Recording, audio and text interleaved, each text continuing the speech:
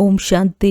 ಇಂದಿನ ದಿನಾಂಕ 25/3/2026. ಪ್ರಾರ್ಥ ಮುರುಳಿ ಬಾಪ್ತಾದ ಮಧುಬನ.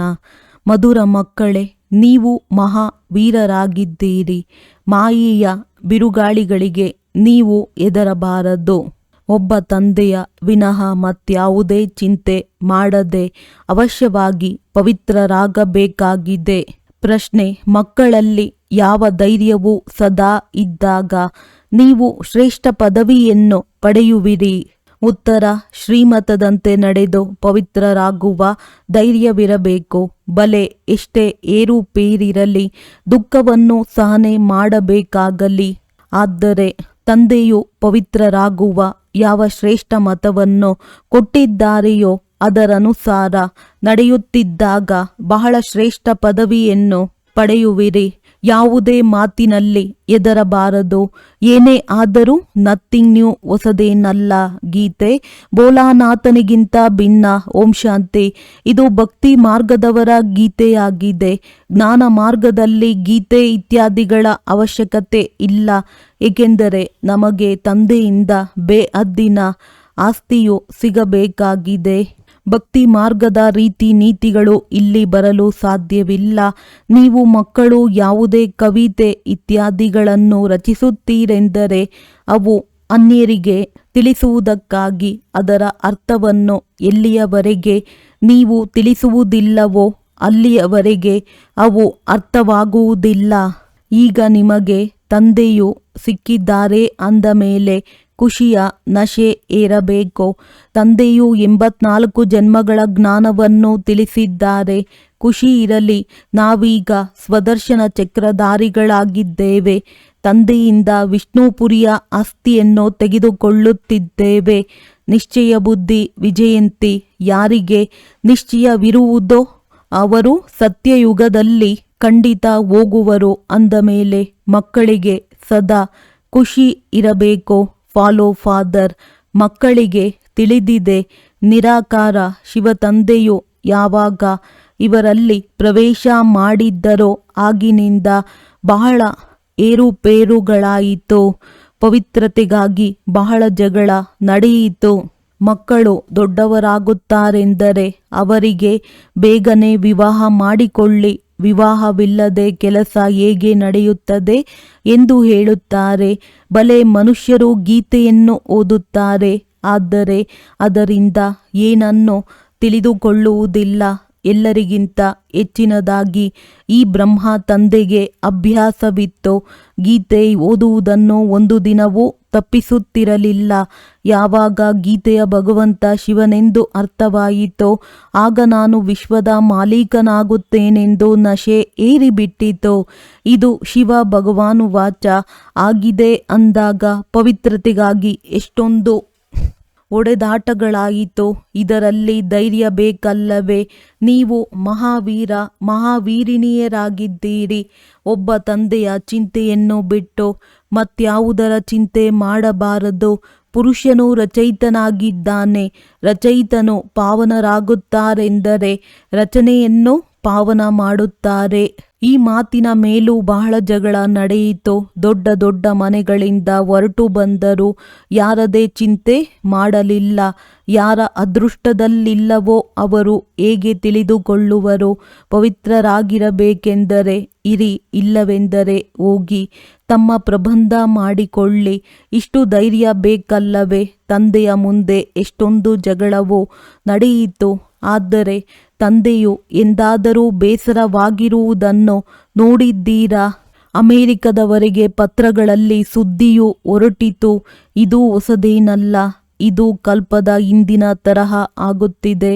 ಇದರಲ್ಲಿ ಹೆದರುವ ಮಾತಿಲ್ಲ. ನಾವಂತೂ ನಮ್ಮ ತಂದೆಯಿಂದ ಆಸ್ತಿಯನ್ನು ತೆಗೆದುಕೊಳ್ಳಬೇಕಾಗಿದೆ. ತಮ್ಮ ರಚನೆಯನ್ನು ರಕ್ಷಣೆ ಮಾಡಬೇಕಾಗಿದೆ. ತಂದೆಗೆ ಗೊತ್ತಿದೆ, ಇಡೀ ರಚನೆಯು ಈ ಸಮಯದಲ್ಲಿ ಪತಿತವಾಗಿದೆ.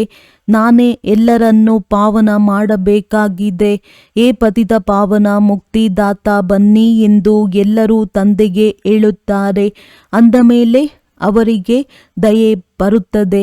ದಯಾ ಹೃದಯಿ ಎಲ್ಲವೇ? ಆದ್ದರಿಂದ ತಂದೆಯು ತಿಳಿಸುತ್ತಾರೆ, ಮಕ್ಕಳೇ, ಯಾವುದೇ ಮಾತಿನಲ್ಲಿ ಹೆದರಬೇಡಿ. ಹೆದರುವುದರಿಂದ ಇಷ್ಟು ಶ್ರೇಷ್ಠ ಪದವಿಯನ್ನು ಪಡೆಯಲು ಸಾಧ್ಯವಿಲ್ಲ. ಮಾತೆಯರ ಮೇಲೆ ಅತ್ಯಾಚಾರಗಳು ನಡೆಯುತ್ತವೆ. ದ್ರೌಪದಿಯನ್ನು ವಿವಸ್ತ್ರ ಮಾಡುತ್ತಿದ್ದರೆಂಬ ಮಾತು ಇದೆ. ತಂದೆಯು 21 ಜನ್ಮಗಳಿಗಾಗಿ ಅಪವಿತ್ರರಾಗುವುದರಿಂದ ರಚಿಸುತ್ತಾರೆ. ಪ್ರಪಂಚದವರಿಗೆ ಈ ಮಾತುಗಳು ತಿಳಿದಿಲ್ಲ. ಪತಿತ ತಮೋ ಪ್ರಧಾನ ಹಳೆಯ ಸೃಷ್ಟಿಯೂ ಆಗಲೇಬೇಕಾಗಿದೆ. ಪ್ರತಿಯೊಂದು ವಸ್ತು ಹೊಸದರಿಂದ ಮತ್ತೆ ಹಳೆಯದ್ದು ಖಂಡಿತ ಆಗಬೇಕಾಗಿದೆ. ಹಳೆಯ ಮನೆಯನ್ನು ಬಿಡಲೇಬೇಕಾಗುತ್ತದೆ. ಹೊಸ ಪ್ರಪಂಚ ಸತ್ಯಯುಗ, ಹಳೆಯ ಪ್ರಪಂಚ ಕಲಿಯುಗ. ಸದಾ ಇರಲು ಸಾಧ್ಯವಿಲ್ಲ. ನೀವು ಮಕ್ಕಳು ತಿಳಿದುಕೊಂಡಿದ್ದೀರಿ, ಇದು ಸೃಷ್ಟಿ ಚಕ್ರವಾಗಿದೆ. ದೇವಿ ದೇವತೆಗಳ ರಾಜ್ಯವು ಪುನಃ ಸ್ಥಾಪನೆಯಾಗುತ್ತಿದೆ. ತಂದೆಯು ತಿಳಿಸುತ್ತಾರೆ, ನಾನು ನಿಮಗೆ ಪುನಃ ಗೀತಾಜ್ಞಾನವನ್ನು ತಿಳಿಸುತ್ತೇನೆ. ಇಲ್ಲಿ ರಾವಣ ರಾಜ್ಯದಲ್ಲಿ ದುಃಖವಿದೆ. ಯಾವುದಕ್ಕೆ ರಾಮರಾಜ್ಯವೆಂದು ಹೇಳಲಾಗುತ್ತದೆ ಎಂಬುದನ್ನು ಯಾರೂ ತಿಳಿದುಕೊಳ್ಳುವುದಿಲ್ಲ. ತಂದೆಯು ತಿಳಿಸುತ್ತಾರೆ, ನಾನು ಸ್ವರ್ಗ ಅಥವಾ ರಾಮರಾಜ್ಯದ ಸ್ಥಾಪನೆ ಮಾಡಲು ಬಂದಿದ್ದೇನೆ. ನೀವು ಮಕ್ಕಳು ಅನೇಕ ಬಾರಿ ರಾಜ್ಯವನ್ನು ತೆಗೆದುಕೊಂಡಿರಿ, ಮತ್ತೆ ಕಳೆದುಕೊಂಡಿದ್ದೀರಿ. ಇದು ಎಲ್ಲರ ಬುದ್ಧಿಯಲ್ಲಿದೆ. 21 ಜನ್ಮಗಳು ನಾವು ಸತ್ಯಯುಗದಲ್ಲಿರುತ್ತೇವೆ. ಅದಕ್ಕೆ 21 ಪೀಳಿಗೆ ಎಂದು ಹೇಳಲಾಗುತ್ತದೆ. ಅರ್ಥಾತ್ ಯಾವಾಗ ವೃದ್ಧಾವಸ್ಥೆಯಾಗುವುದೋ ಆಗ ಶರೀರ ಬಿಡುತ್ತಾರೆ ಎಂದು ಅಕಾಲ ಮೃತ್ಯುವಾಗುವುದಿಲ್ಲ. ನೀವೀಗ ತ್ರಿಕಾಲದರ್ಶಿಗಳಾಗಿ ಬಿಟ್ಟಿದ್ದೀರಿ. ಶಿವತಂದೆಯು ಯಾರೆಂಬುದು ನಿಮಗೆ ತಿಳಿದಿದೆ. ಶಿವನ ಮಂದಿರಗಳನ್ನು ಬಹಳಷ್ಟು ಮಾಡಿದ್ದಾರೆ. ಮೂರ್ತಿಯನ್ನಂತೂ ಮನೆಯಲ್ಲಿ ಬೇಕಾದರೂ ಇಟ್ಟುಕೊಳ್ಳಬಹುದಲ್ಲವೇ? ಆದರೆ ಭಕ್ತಿ ಮಾರ್ಗವು ಡ್ರಾಮಾದಲ್ಲಿ ನಿಗದಿಯಾಗಿದೆ. ಕೃಷ್ಣ ಅಥವಾ ಶಿವನ ಮೂರ್ತಿಯನ್ನು ಮನೆಯಲ್ಲಿ ಬೇಕಾದರೂ ಇಟ್ಟುಕೊಳ್ಳಬಹುದು. ಏಕೆಂದರೆ ಚಿತ್ರವು ಒಂದೇ ಆಗಿದೆ ಅಂದ ಮೇಲೆ ಅಷ್ಟು ದೂರದವರೆಗೆ ಏಕೆ ಹೋಗುತ್ತಾರೆ? ಅವರ ಬಳಿ ಹೋಗುವುದರಿಂದ ಕೃಷ್ಣಪುರಿಯ ಆಸ್ತಿಯೂ ಸಿಗುವುದೇ? ನೀವೀಗ ತಿಳಿದುಕೊಂಡಿದ್ದೀರಿ. ಜನ್ಮ ಜನ್ಮಾಂತರದಿಂದ ನಾವು ಭಕ್ತಿ ಮಾಡುತ್ತಾ ಬಂದಿದ್ದೇವೆ. ರಾವಣ ರಾಜ್ಯದ ಆಡಂಬರ ನೋಡಿ ಎಷ್ಟಿದೆ. ಇದು ಅಂತಿಮ ಆಡಂಬರವಾಗಿದೆ. ರಾಮರಾಜ್ಯವಂತೂ ಸತ್ಯಯುಗದಲ್ಲಿತ್ತು. ಅಲ್ಲಿ ಈ ವಿಮಾನ ಇತ್ಯಾದಿಗಳೆಲ್ಲವೂ ಇತ್ತು. ನಂತರ ಇವೆಲ್ಲವೂ ಮಾಯವಾದವು. ಮತ್ತೆ ಈ ಸಮಯದಲ್ಲಿ ಇವೆಲ್ಲವನ್ನು ತಯಾರು ಮಾಡಿದ್ದಾರೆ. ಇವೆಲ್ಲವನ್ನು ಈಗ ಕಲಿಯುತ್ತಿದ್ದಾರೆ. ಯಾರು ಕಲಿಯುವವರಿದ್ದಾರೆಯೋ ಅವರು ಸಂಸ್ಕಾರವನ್ನು ತೆಗೆದುಕೊಂಡು ಹೋಗುತ್ತಾರೆ. ಮತ್ತೆ ಸತ್ಯಯುಗದಲ್ಲಿ ಬಂದು ವಿಮಾನವನ್ನು ತಯಾರು ಮಾಡುತ್ತಾರೆ. ಇವು ಭವಿಷ್ಯದಲ್ಲಿ ನಿಮಗೆ ಸುಖ ಕೊಡುವಂತಹ ವಸ್ತುಗಳಾಗಿವೆ. ಈ ವಿಜ್ಞಾನವು ನಿಮಗೆ ಅಲ್ಲಿ ಕೆಲಸಕ್ಕೆ ಬರುವುದು. ಇಲ್ಲಿ ಈ ವಿಜ್ಞಾನವು ದುಃಖಕ್ಕಾಗಿ ಇದೆ, ಆದರೆ ಅಲ್ಲಿ ಸುಖಕ್ಕಾಗಿಯೇ ಇರುವುದು ಈಗ ಸ್ಥಾಪನೆಯಾಗುತ್ತಿದೆ. ತಂದೆಯು ಹೊಸ ಪ್ರಪಂಚಕ್ಕಾಗಿ ರಾಜಧಾನಿಯನ್ನು ಸ್ಥಾಪನೆ ಮಾಡುತ್ತಾರೆ. ಅಂದಾಗ ನೀವು ಮಕ್ಕಳು ಮಹಾವೀರರಾಗಬೇಕಾಗಿದೆ. ಭಗವಂತನು ಬಂದಿದ್ದಾರೆಂಬುದು ಪ್ರಪಂಚದಲ್ಲಿ ಯಾರಿಗೂ ತಿಳಿದಿಲ್ಲ. ಭಗವಂತನು ಬಂದಿದ್ದಾರೆಂಬುದು ಪ್ರಪಂಚದಲ್ಲಿ ಯಾರಿಗೂ ತಿಳಿದಿಲ್ಲ. ತಂದೆಯು ತಿಳಿಸುತ್ತಾರೆ, ಗೃಹಸ್ಥ ವ್ಯವಹಾರದಲ್ಲಿರುತ್ತಾ ಕಮಲ ಪುಷ್ಪ ಸಮಾನರಾಗಿರಿ. ಇದರಲ್ಲಿ ಹೆದರುವ ಮಾತಿಲ್ಲ. ಬಲೆ ಅವಹೇಳನ ಮಾಡುವರು. ಅವಹೇಳನವಂತೂ ಇವರಿಗೂ ಬಹಳ ಆಯಿತು. ಕೃಷ್ಣನೂ ಸಹ ಅವಹೇಳನವನ್ನು ಅನುಭವಿಸಿದ್ದನು ಎಂದು ತೋರಿಸುತ್ತಾರೆ. ಆದರೆ ಕೃಷ್ಣನಿಗೆ ಅವಹೇಳನವಾಗಲು ಸಾಧ್ಯವಿಲ್ಲ. ಇದೆಲ್ಲವೂ ಕಲಿಯುಗದಲ್ಲಿಯೇ ಆಗುತ್ತದೆ. ನಿಮ್ಮದು ಈಗ ಯಾವ ರೂಪವಿದೆಯೋ ಅದು ಮತ್ತೆ ಕಲ್ಪದ ನಂತರ ಇದೇ ಸಮಯದಲ್ಲಿ ಇರುವುದು. ಮಧ್ಯದಲ್ಲಿ ಮತ್ತೆಂದೂ ಇರಲು ಸಾಧ್ಯವಿಲ್ಲ. ಪ್ರತಿ ಜನ್ಮದಲ್ಲಿ ರೂಪವು ಬದಲಾಗುತ್ತಾ ಹೋಗುತ್ತದೆ. ಈ ನಾಟಕವು ಮಾಡಲ್ಪಟ್ಟಿದೆ. 84 ಜನ್ಮಗಳಲ್ಲಿ ಯಾವ ರೂಪದಿಂದ ಜನ್ಮ ತೆಗೆದುಕೊಂಡಿರುತ್ತಾರೆಯೋ ಅದೇ ರೂಪ ತೆಗೆದುಕೊಳ್ಳುವರು. ಈಗ ನಿಮಗೆ ತಿಳಿದಿದೆ, ಇದೇ ರೂಪವು ಬದಲಾಗಿ ಇನ್ನೊಂದು ಜನ್ಮದಲ್ಲಿ ಈ ಲಕ್ಷ್ಮೀನಾರಾಯಣರ ತರಹ ರೂಪವಾಗುತ್ತದೆ. ಈಗ ನಿಮ್ಮ ಬುದ್ಧಿಯ ಬೀಗ ತೆರೆದಿದೆ. ಇದು ಹೊಸ ಮಾತಾಗಿದೆ. ಹೊಸ ತಂದೆ ಮಾತುಗಳು ಹೊಸದು. ಈ ಮಾತುಗಳು ಯಾರಿಗೂ ಬೇಗನೆ ಅರ್ಥವಾಗುವುದಿಲ್ಲ. ಅದೃಷ್ಟದಲ್ಲಿದ್ದಾಗಲೇ ಅವರು ತಿಳಿದುಕೊಳ್ಳುವರು. ಬಾಕಿ ಯಾರು ಎಷ್ಟೇ ಬಿರುಗಾಳಿ ಬಂದರೂ ಅಲುಗಾಡುವುದಿಲ್ಲವೋ ಅವರಿಗೆ ಮಹಾವೀರರೆಂದು ಹೇಳಲಾಗುತ್ತದೆ. ಈಗ ಆ ಸ್ಥಿತಿಯು ಬರಲು ಸಾಧ್ಯವಿಲ್ಲ, ಖಂಡಿತ ಬರುವುದು. ಮಹಾವೀರರು ಯಾವುದೇ ಬಿರುಗಾಳಿಗೆ ಹೆದರುವುದಿಲ್ಲ. ಆ ಸ್ಥಿತಿಯು ಅಂತಿಮದಲ್ಲಾಗುವುದು. ಆದ್ದರಿಂದ ಅತೀಂದ್ರಿಯ ಸುಖವನ್ನು ಗೋಪಿಕೆಯರಿಂದ ಕೇಳಿ ಎಂಬ ಗಾಯನವಿದೆ. ತಂದೆಯು ನೀವು ಮಕ್ಕಳನ್ನು ಸ್ವರ್ಗಕ್ಕೆ ಯೋಗ್ಯರನ್ನಾಗಿ ಮಾಡಲು ಬಂದಿದ್ದಾರೆ. ಕಲ್ಪದ ಹಿಂದಿನ ತರಹ ನರಕದ ವಿನಾಶವಂತೂ ಆಗಿಯೇ ಆಗುವುದು. ಸತ್ಯಯುಗದಲ್ಲಂತೂ ಒಂದೇ ಧರ್ಮವಿರುವುದು. ಏಕತೆ ಬೇಕು, ಒಂದು ಧರ್ಮವಿರಬೇಕೆಂದು ಬಯಸುತ್ತಾರೆ. ಆದರೆ ರಾಮ ರಾಜ್ಯವೇ ಬೇರೆ, ರಾವಣ ರಾಜ್ಯವೇ ಬೇರೆ ಎಂಬುದು ಯಾರಿಗೂ ಗೊತ್ತಿಳಿದಿಲ್ಲ. ಈಗ ತಂದೆಗೆ ಪೂರ್ಣ ನಿಶ್ಚಯವಿದೆ ಅಂದ ಮೇಲೆ ಶ್ರೀಮತದಂತೆ ನಡೆಯಬೇಕಾಗಿದೆ. ಪ್ರತಿಯೊಬ್ಬರ ನಾಡಿಯನ್ನು ನೋಡಲಾಗುತ್ತದೆ, ಅದರ ಅನುಸಾರ ಸಲಹೆ ಕೊಡಲಾಗುತ್ತದೆ. ತಂದೆಯೂ ಸಹ ತಮ್ಮ ಮಗನಿಗೆ ಹೇಳಿದರು, ಒಂದು ವೇಳೆ ವಿವಾಹ ಮಾಡಿಕೊಳ್ಳುವಂತಿದ್ದರೆ ಹೋಗಿ ಮಾಡಿಕೊಳ್ಳಿ. ಬಹಳ ಮಿತ್ರ ಸಂಬಂಧಿ ಮೊದಲಾದವರು ಕುಳಿತಿದ್ದಾರೆ, ಅವರು ವಿವಾಹ ಮಾಡಿಸುವವರು ಎಂದರು. ನಂತರ ಯಾರೋ ಒಬ್ಬರು ಮುಂದೆ ಬಂದರು. ಅಂದಾಗ ಪ್ರತಿಯೊಬ್ಬರ ನಾಡಿಯನ್ನು ನೋಡಿ ತಿಳಿಸಲಾಗುತ್ತದೆ. ಕೇಳುತ್ತಾರೆ, ಬಾಬಾ, ನಮಗೆ ಇಂತಹ ಪರಿಸ್ಥಿತಿ ಇದೆ, ನಾವು ಪವಿತ್ರರಾಗಿರಲು ಬಯಸುತ್ತೇವೆ. ನಮ್ಮ ಸಂಬಂಧಿಗಳು ನಮ್ಮನ್ನು ಮನೆಯಿಂದ ಹೊರ ಹಾಕುತ್ತಾರೆ.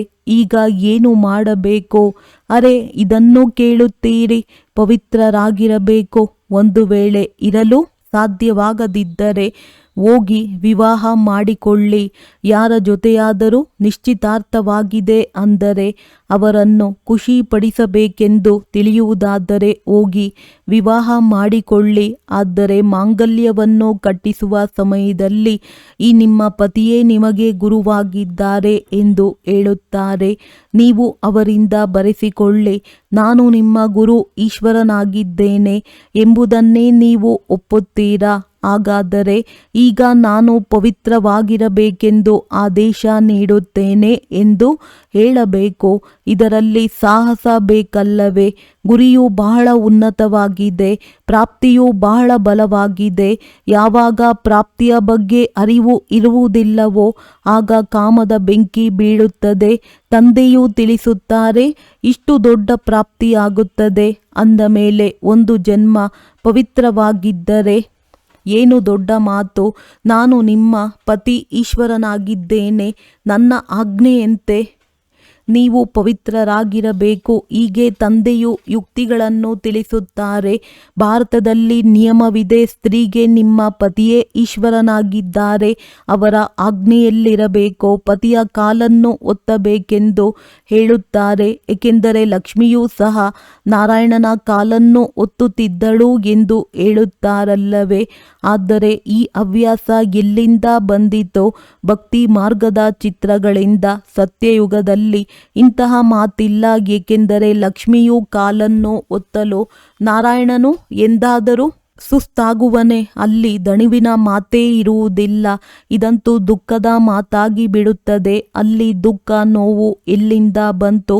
ಆದ್ದರಿಂದಲೇ ಬ್ರಹ್ಮ ತಂದೆಯು ಲಕ್ಷ್ಮಿಯ ಕಾಲನ್ನು ಒತ್ತುತ್ತಿರುವ ಚಿತ್ರವನ್ನು ಅದರಿಂದ ತೆಗೆಸಿಬಿಟ್ಟರು. ಬಾಲ್ಯದಿಂದಲೇ ವೈರಾಗ್ಯವಿತ್ತು, ಅದರಿಂದ ಬಹಳ ಭಕ್ತಿ ಮಾಡುತ್ತಿದ್ದರು. ಅಂದಾಗ ತಂದೆಯು ಬಹಳ ಯುಕ್ತಿಗಳನ್ನು ತಿಳಿಸುತ್ತಾರೆ. ನಾವು ಒಬ್ಬ ತಂದೆಯ ಮಕ್ಕಳಾಗಿದ್ದೇವೆಂದು ನಿಮಗೆ ತಿಳಿದಿದೆ ಅಂದ ಮೇಲೆ ಪರಸ್ಪರ ಸಹೋದರ ಸಹೋದರಿಯರಾದಿರಿ. ತಾತನಿಂದ ಆಸ್ತಿಯೂ ಸಿಗುತ್ತದೆ. ತಂದೆಯನ್ನು ಪತಿತ ಪ್ರಪಂಚದಲ್ಲಿಯೇ ಕರೆಯುತ್ತಾರೆ. ಏ ಪತಿತ ಪಾವನ, ಎಲ್ಲ ಸೀತೆಯರ ರಾಮನೇ ಎಂದು ಹೇಳುತ್ತಾರೆ. ತಂದೆಗೆ ಸತ್ಯ ಅರ್ಥಾತ್ ಸತ್ಯ ಖಂಡವನ್ನು ಸ್ಥಾಪನೆ ಮಾಡುವವರೆಂದು ಹೇಳುತ್ತಾರೆ. ಅವರೇ ಇಡೀ ಸೃಷ್ಟಿಯ ಆದಿ ಮಧ್ಯ ಅಂತ್ಯದ ಸತ್ಯ ಜ್ಞಾನವನ್ನು ತಿಳಿಸುತ್ತಾರೆ. ಈಗ ನೀವಾತ್ಮರು ಜ್ಞಾನ ಸಾಗರ ರಾಗುತ್ತಿದ್ದೀರಿ. ಮಧುರ ಮಕ್ಕಳು ಸಾಹಸವನ್ನಿಡಬೇಕು. ನಾವು ತಂದೆಯ ಶ್ರೀಮತದಂತೆ ನಡೆಯಬೇಕಾಗಿದೆ. ಬೇಹದ್ದಿನ ತಂದೆಯು ಬೇಹದ್ದಿನ ರಚನೆಯನ್ನು ಸ್ವರ್ಗದ ಮಾಲೀಕರನ್ನಾಗಿ ಮಾಡುತ್ತಾರೆ. ಆದ್ದರಿಂದ ಪುರುಷಾರ್ಥ ಮಾಡಿ ಪೂರ್ಣ ಆಸ್ತಿಯನ್ನು ತೆಗೆದುಕೊಳ್ಳಬೇಕಾಗಿದೆ. ಬಲಿಯಾರಿಯಾಗಬೇಕಾಗಿದೆ. ನೀವು ಅವರನ್ನು ತನ್ನ ವಾರಸುದಾರನನ್ನಾಗಿ ಮಾಡಿಕೊಳ್ಳುತ್ತೀರೆಂದರೆ ಅವರು ನಿಮಗೆ 21 ಜನ್ಮಗಳಿಗಾಗಿ ಆಸ್ತಿಯನ್ನು ಕೊಡುವರು. ತಂದೆಯು ಮಕ್ಕಳ ಮೇಲೆ ಬಲಿಹಾರಿಯಾಗುತ್ತಾರೆ. ಮಕ್ಕಳು ಹೇಳುತ್ತಾರೆ, ಬಾಬಾ, ಈ ತನು ಮನ ಧನ ಎಲ್ಲವೂ ನಿಮ್ಮದಾಗಿದೆ. ನೀವು ತಂದೆಯೂ ಆಗಿದ್ದೀರಿ, ನಮ್ಮ ಮಗನೂ ಆಗಿದ್ದೀರಿ. ತ್ವಮೇವ ಮಾತಶ್ಚ ಪಿತಾ ಎಂದು ಆಡುತ್ತಾರೆ. ಒಬ್ಬರ ಮಹಿಮೆಯು ಎಷ್ಟು ದೊಡ್ಡದಾಗಿದೆ.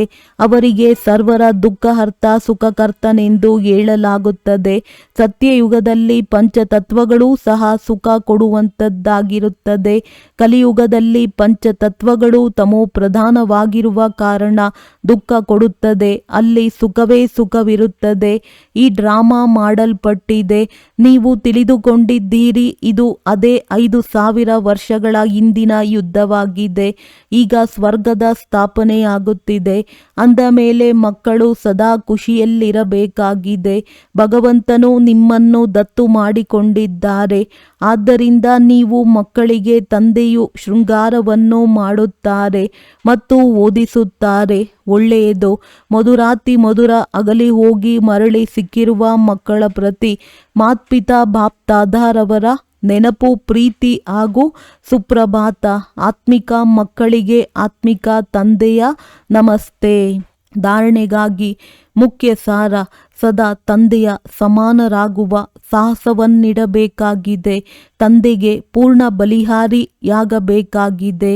ಯಾವುದೇ ಮಾತಿನಲ್ಲಿ ಹೆದರಬಾರದು. ಅವಶ್ಯವಾಗಿ ಪವಿತ್ರರಾಗಬೇಕಾಗಿದೆ.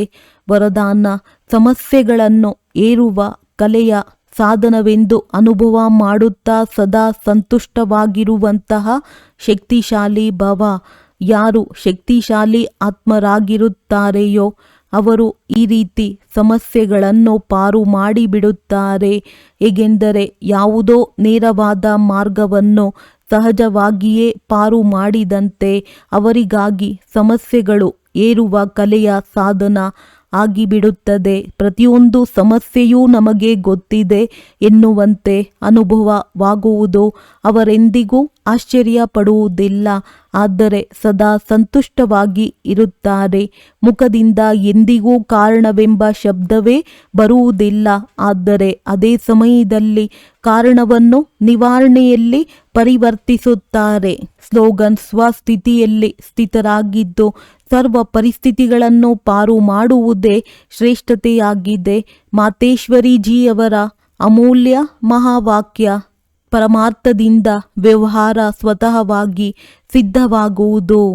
ಭಗವಾನುವಾಚ: ನೀವು ನನ್ನ ಮುಖಾಂತರ ಪರಮ ಅರ್ಥವನ್ನು ತಿಳಿದು ನನ್ನ ಪರಮ ಪದವಿಯನ್ನು ಪ್ರಾಪ್ತಿ ಮಾಡಿಕೊಳ್ಳುವಿರಿ. ಅರ್ಥಾತ್ ಅರ್ಥವನ್ನು ತಿಳಿಯುವುದರಿಂದ ವ್ಯವಹಾರ ಸಿದ್ಧವಾಗುತ್ತದೆ. ನೋಡಿ, ದೇವತೆಗಳ ಮುಂದೆ ಪ್ರಕೃತಿಯಂತೂ ಚರಣಗಳ ದಾಸಿಯಾಗಿರುತ್ತದೆ. ಈ 5 ತತ್ವ ಸುಖ ಸ್ವರೂಪರಾಗಿ ಮನ ಇಚ್ಛಿತ ಸೇವೆ ಮಾಡುತ್ತದೆ. ಈ ಸಮಯದಲ್ಲಿ ನೋಡಿ, ಮನ ಇಚ್ಛಿತ ಸುಖ ಕೊಡದ ಕಾರಣ ಮನುಷ್ಯರಿಗೆ ದುಃಖ ಅಶಾಂತಿ ಪ್ರಾಪ್ತಿಯಾಗುತ್ತಿರುತ್ತದೆ.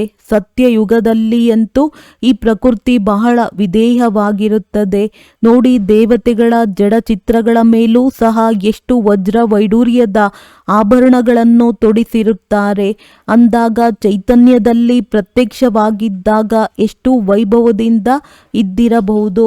ಈ ಸಮಯದಲ್ಲಿ ಮನುಷ್ಯರು ಹಸಿವಿನಿಂದ ಸಾಯುತ್ತಿರುತ್ತಾರೆ ಮತ್ತು ಜಡಚಿತ್ರಗಳ ಮೇಲೆ ಕೋಟ್ಯಾಂತರ ರೂಪಾಯಿ ಖರ್ಚು ಮಾಡುತ್ತಾರೆ. ಅಂದಾಗ ಇದರಲ್ಲಿ ಏನು ವ್ಯತ್ಯಾಸ ಇದೆ? ಖಂಡಿತ ಅವರು ಇಂತಹ ಶ್ರೇಷ್ಠ ಕರ್ಮ ಮಾಡಿದ್ದಾರೆ. ಅದಕ್ಕಾಗಿಯೇ ಅವರ ನೆನಪಾರ್ಥ ಮಾಡಲಾಗಿದೆ. ಅವರ ಪೂಜೆಯೂ ಸಹ ಎಷ್ಟು ಆಗುತ್ತದೆ. ಅವರು ನಿರ್ವಿಕಾರಿ ಪ್ರವೃತ್ತಿಯಲ್ಲಿದ್ದರೂ ಸಹ ಕಮಲ ಪುಷ್ಪದ ಸಮಾನವಾದ ಅವಸ್ಥೆಯಲ್ಲಿದ್ದರು. ಆದರೆ ಈಗ ಆ ನಿರ್ವಿಕಾರಿ ಪ್ರವೃತ್ತಿಗೆ ಬದಲಾಗಿ ವಿಕಾರಿ ಪ್ರವೃತ್ತಿಯಲ್ಲಿ ಹೋಗಿದ್ದಾರೆ. ಆ ಕಾರಣ ಎಲ್ಲರೂ ಪರಮಾರ್ಥ ಪರಮಾರ್ಥವನ್ನು ಮರೆತು ವ್ಯವಹಾರದ ಕಡೆ ತೊಡಗಿಬಿಟ್ಟಿದ್ದಾರೆ. ಆದ್ದರಿಂದ ಫಲಿತಾಂಶ ವಿರುದ್ಧವಾಗಿ ಹೋಗುತ್ತದೆ. ಈಗ ನಿಮಗೆ ಸ್ವಯಂ ಪರಮಾತ್ಮ ಬಂದು ವಿಕಾರಿ ಪ್ರವೃತ್ತಿಯನ್ನು ತೆಗೆದು ನಿರ್ವಿಕಾರಿ ಪ್ರವೃತ್ತಿಯನ್ನು ಕಲಿಸುತ್ತಾರೆ, ಯಾವುದರಿಂದ ನಮ್ಮ ಜೀವನ ಸದಾ ಕಾಲಕ್ಕಾಗಿ ಸುಖಿಯಾಗುತ್ತದೆ. ಆದ್ದರಿಂದ ಮೊದಲು ಬೇಕು ಪರಮಾರ್ಥ, ನಂತರ ವ್ಯವಹಾರ. ಪರಮಾರ್ಥದಲ್ಲಿರುವುದರಿಂದ ವ್ಯವಹಾರ ತಾನೇ ತಾನಾಗಿ ಸಿದ್ಧವಾಗಿ ಬಿಡುವುದು. ಓಂ ಶಾಂತಿ. ಅವ್ಯಕ್ತ ಸೂಚನೆ. ನಿಶ್ಚಯದ ಫೌಂಡೇಶನ್ ತಳಪಾಯವನ್ನು ಬಲಗೊಳಿಸಿ ಸದಾ ನಿರ್ಭಯ ಮತ್ತು ನಿಶ್ಚಿಂತರಾಗಿರಿ. ಹೇಗೆ ವೈದ್ಯರು ರೋಗಿಯನ್ನು ಮೊದಲು ವಿಶ್ವಾಸದಲ್ಲಿ ತರುತ್ತಾರೆ, ಅವರಿಗೆ ವಿಶ್ವಾಸ ಬರುತ್ತದೆ ಇವರು ಬಹಳ ಒಳ್ಳೆಯ ವೈದ್ಯರಾಗಿದ್ದಾರೆ, ಇಲ್ಲಿಂದ ಒಳ್ಳೆಯ ಚಿಕಿತ್ಸೆ ಸಿಗುವುದು. ಹಾಗೆಯೇ ವೈದ್ಯರು ಎಷ್ಟೇ ಒಳ್ಳೆಯ ಔಷಧಿ ಕೊಡಲಿ, ಆದರೆ ಒಂದು ವೇಳೆ ವಿಶ್ವಾಸವಿಲ್ಲವೆಂದರೆ ಆ ಔಷಧಿಯ ಪ್ರಭಾವವಿರುವುದಿಲ್ಲ. ಇಂತಹ ಆತ್ಮಿಕ ವೈದ್ಯರಲ್ಲಿಯೂ ಇಂತಹ ಶಕ್ತಿಶಾಲಿ ಸ್ಟೇಜ್ ಇರಲಿ. ಇಲ್ಲಿ ಬಂದಿದ್ದೇವೆಂದರೆ ಅವಶ್ಯವಾಗಿ ಏನಾದರೂ ಪ್ರಾಪ್ತಿಯಾಗುವುದು ಎಂದು ಎಲ್ಲರಿಗೆ ವಿಶ್ವಾಸ ಬರಬೇಕು. ಒಳ್ಳೆಯದು. ಓಂ ಶಾಂತಿ.